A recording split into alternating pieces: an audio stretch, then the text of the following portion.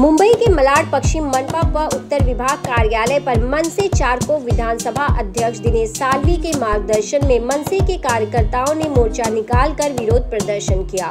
मनपा व उत्तर विभाग के लापरवाही के कारण मालवड़ी क्षेत्र में गत दिनों एक 3 मंजिला अवैध इमारत की दीवार गिरने के कारण 11 लोग घायल हो गए थे। एक साल पहले भी मालवनी में 3 मंजिला अवैध इमारत गिरने से 4 लोगों की मौत हुई थी। क्षेत्र में बड़े पैमाने पर अवैध निर्माण कार्य जारी है। कोई बड़ा हादसा होगा तो कौन जिम्मेदार होगा। क्षेत्र की सड़क खराब है, गटर नाले जाम की समस्या पर मनपा अधिकारी कतई ध्यान नहीं दे रहे हैं, जिसके कारण मनसे को अब सड़क पर उतरकर जनहित में आंदोलन करना पड़ रहा है। इस दौरान मीडिया से बातचीत में दिनेश साल्वी ने क्या कुछ कहा, देखिए।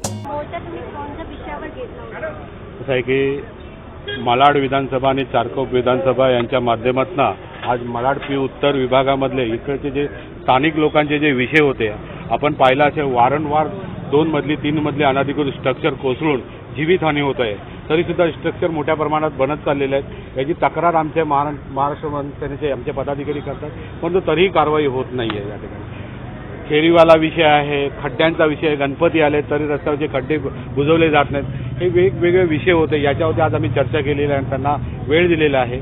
येणाऱ्या काळात ताबडतोब जर याच्यावरती कारवाई झाली नाही आहे आणि खास करून अनुदानित स्ट्रक्चर ते बनतायत त्याच्यावरती कारवाई झाली नाही आहे, तर मग पुन्हा येणाऱ्या काळामध्ये मनसेच्या वतीने उग्र आंदोलन होईल मग। आणि स्वतः आम्ही कदाचित आम्हाला लोकांच्या जनहिताचा कायदा हातात घ्यावा लागला तर त्याला परस्पर जबाबदार ही महानगरपालिका प्रशासनाची। आपण सहाय्यक आयुक्तांसोबत भेट घेतली आहे, काय आश्वासन त्यांनी आम्हाला सांगितलेलं आहे फेरीवाल्या विषय संदर्भात जे फेरीवाले खूप ठिकाणी रस्ता अडवून फुटपाथ अडवून जे कोर्टाचा आदेशही स्टेशनजवळ पाळत नाहीत त्यांच्यावरती पहिला आम्ही ताबडतोब कारवाई करतो।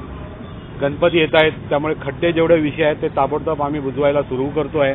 आणि जे मेन विषय होता मोर्चा आमच्या अनधिकृत स्ट्रक्चर जे 2-2 मजली 3-3 मजली जे पडतात जीवितहानी होत आहेत आणि तरीसुद्धा या ठिकाणी स्ट्रक्चर बांधले जात आहेत आणि त्याची तक्रार सुरू होऊन सुद्धा कारवाई होत नाही, त्याच्यावरती त्वरित आम्ही जेवढे तक्रारी दिल्या आहेत त्याच्यावरती ताबडतोब येणाऱ्या काळामध्ये आठवड्याभरात आम्ही सर्व स्ट्रक्चर अनधिकृत स्ट्रक्चर कारवाई करणार आणि यापुढे असे प्रकारचे स्ट्रक्चर होणार नाहीत याची आम्ही दक्षता घेऊ असं सहाय्यक आयुक्तांनी आम्हाला आश्वासन दिलेलं आहे।